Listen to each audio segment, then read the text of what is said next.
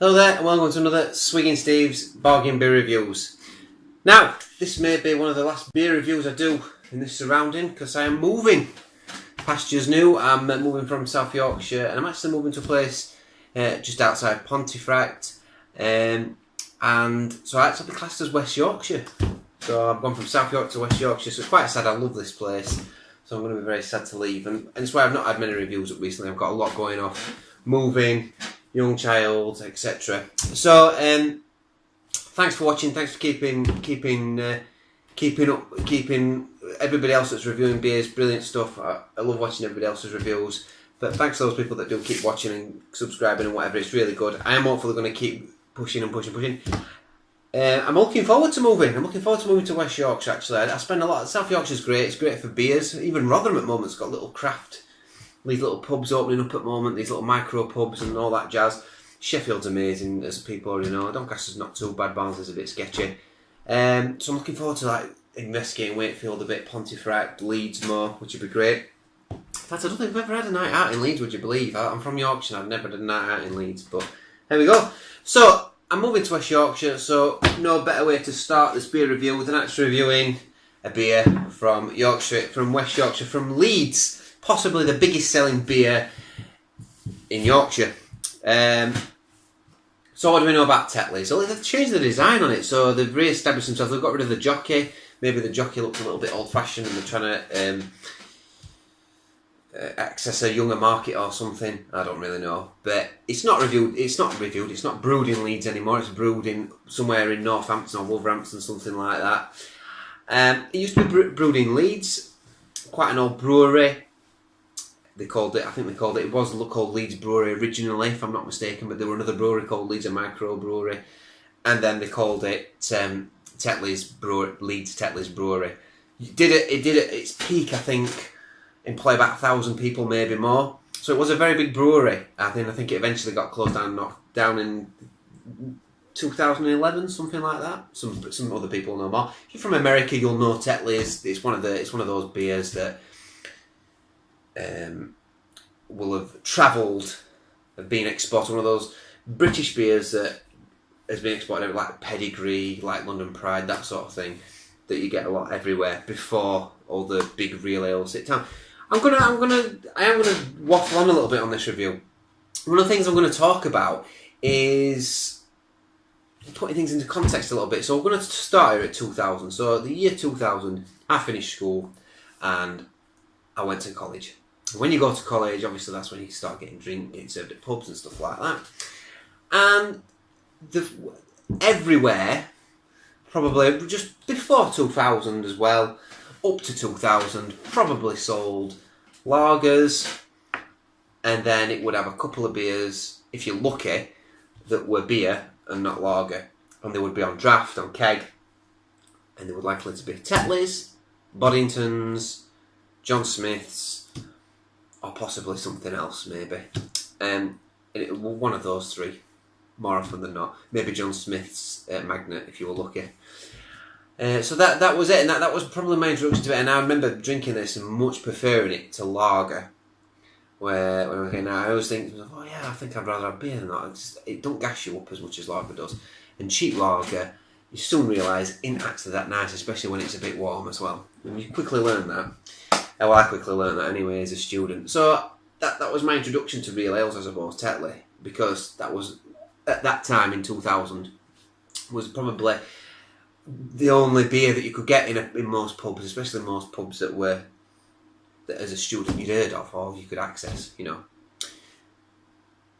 But then along came Wetherspoons, and this is why I think Wetherspoons play quite an important role, because basically, because so many Wetherspoons pubs opened up, and they opened up in so many countries, in so many towns, every town then almost had effectively a real ale pub, because what Wetherspoons did, they promoted real ale, which is fantastic, and I think that's what's great about Wetherspoons, and it came at a really cheap price. Now, they managed to sell beer cheaply because they don't have music rights and this sort of thing, so they managed, so the food and beer is generally quite cheap. They also source local beers, not just real ales, but locally sourced real ales as well. And Rotherham had two to open up together, and they're both really good pubs. And that paved the way then.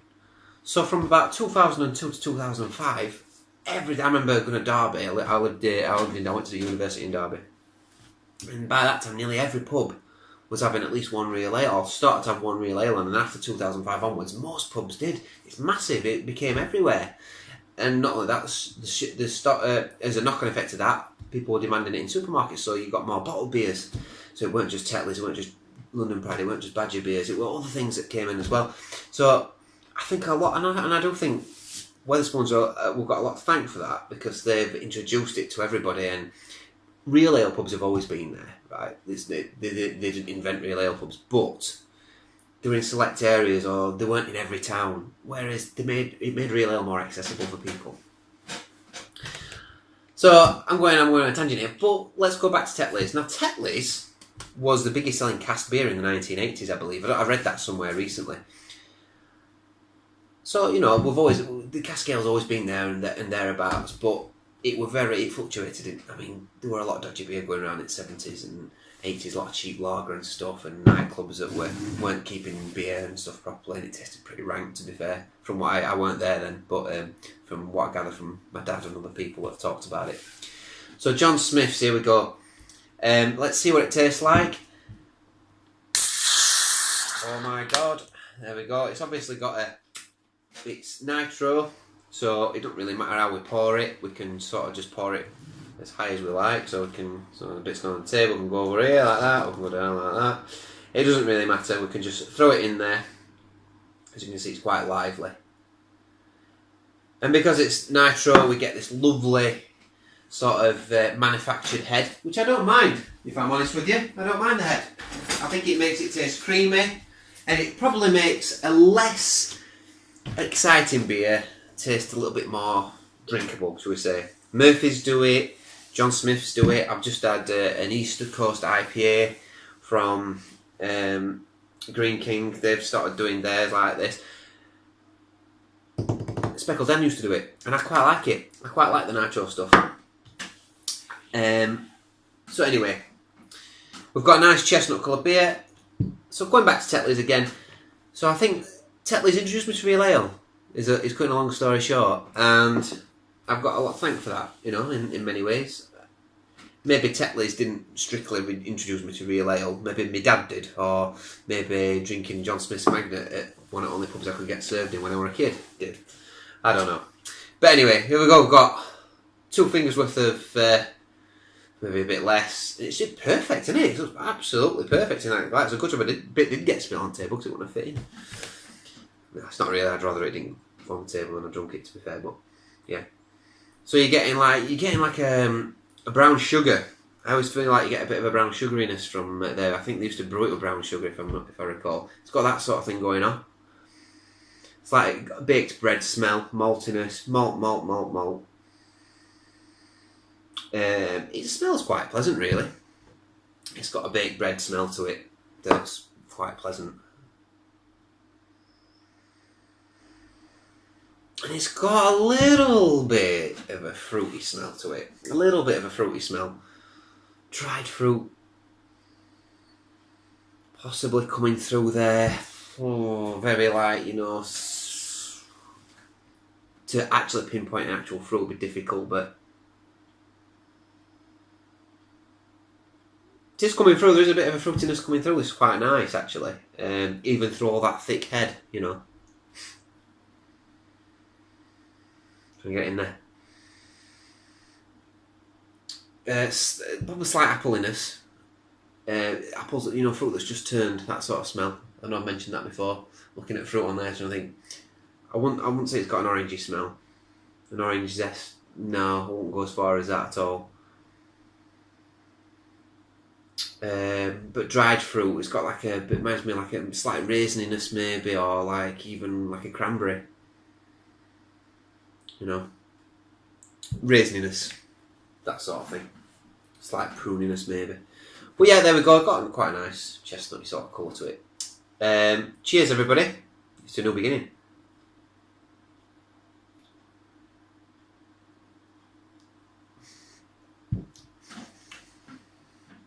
Slightly metallic. Toffiness. Maltiness.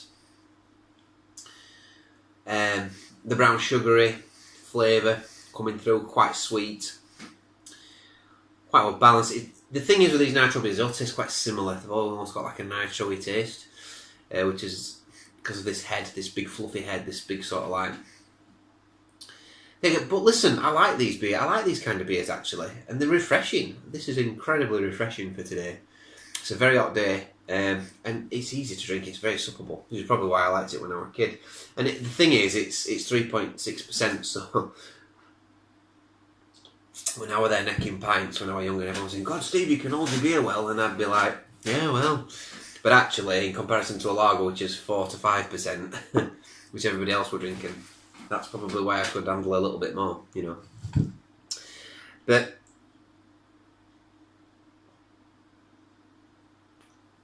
yeah, really easy to drink. That's got a little bit of fruitiness to it.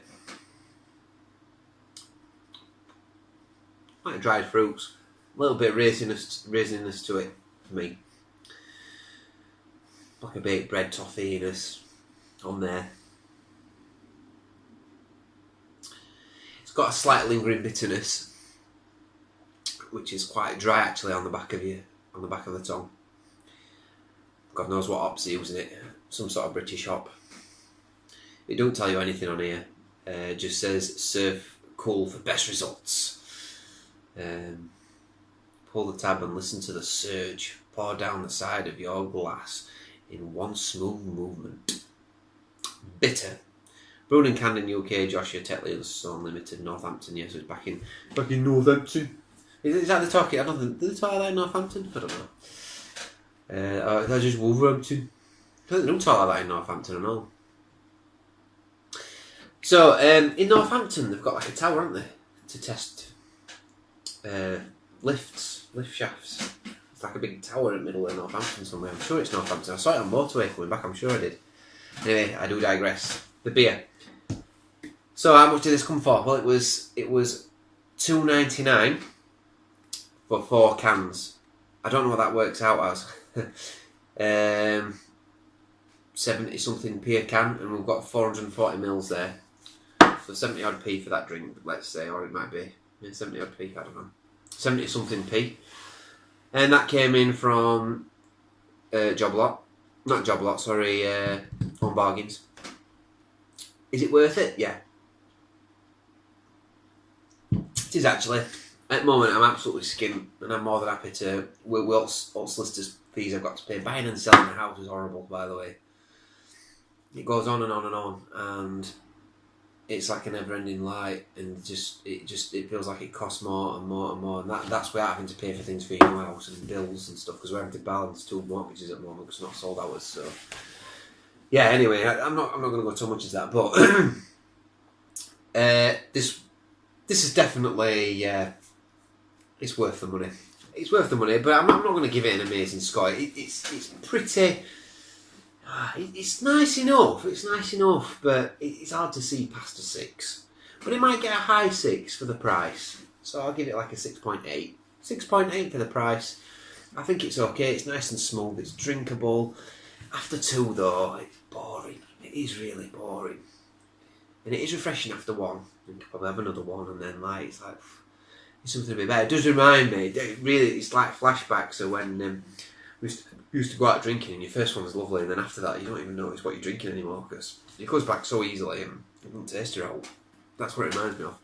And now, when I go out drinking, I just want to try something new, and that's a luxury in it. Having real ales and craft ales now, every beer's different. One thing I will say about real ales is what craft ales are sort of modelling themselves on is the quality of the ingredients and what they put into the beers. But a lot of these sort of continental hops were used with a lot of real ale. We used a lot with real ales, before craft ales sort of took off, which is an American thing, So it's like Americans started the craft ale movement, which has come across here, and it's now given people some sort of divine right, I suppose, to sell real craft ales and market real ales separately. When actually, I think and I know I've said this before, I think it should just be one thing. I don't know why it's got to be craft ale, it's got to be real ale. It should be the same thing. I don't understand that. Well, I don't understand it because it's a marketing ploy. And I suppose what we've got to assume is when we're having a craft beer, it's got better ingredients in it and that's why we're paying that premium for it. So anyway, I'm going on a tangent again. Please leave your comments below. Tetley's, it's alright. It's pretty bland, but I would say it's tastier than John Smith's. Although I need to review John Smith's, so I don't know yet. It'd be nice to compare these two maybe. Maybe that's the next review, John Smith's. I don't know. I did have one the other day and I thought it was okay. Similar to this, but I think this has got a little bit of a fruitiness to it actually, that John Smith's didn't have. So, it's got that dried fruit note. It's pretty bland though, and I wouldn't want to drink more than one after the other before I'm just craving something else, please. So, here we go. Anyway, here's to John Smith's. No, not John Smith's, Tetley's. I've been Swiggin Steve, 6.8 out of 10. Nice one, on Bargains. By the way, on Bargains was the cheapest place for this, in a 4-pack. I think I went to B&M and I think it was $3.50. I went to the supermarket and that was near £4. They were nearly £1 a can there. So, if it was £1 a can, it'd be like, it'd be lower score. Maybe a 5 point something. But at that price, 70 odd p, you can't go wrong. Cheers everybody, 6.8 out of 10. Tetley's, keep up the good work. The cask beer is a bit nicer. It's still pretty bland though. Let's see something else from Tetley's. Let's see them do something a little bit more. Do what the Guinness is doing. You know, do something a little bit more experimental, because some of the Guinness stuff's really nice. You know. Cheers everybody. See you next time. Don't forget to comment.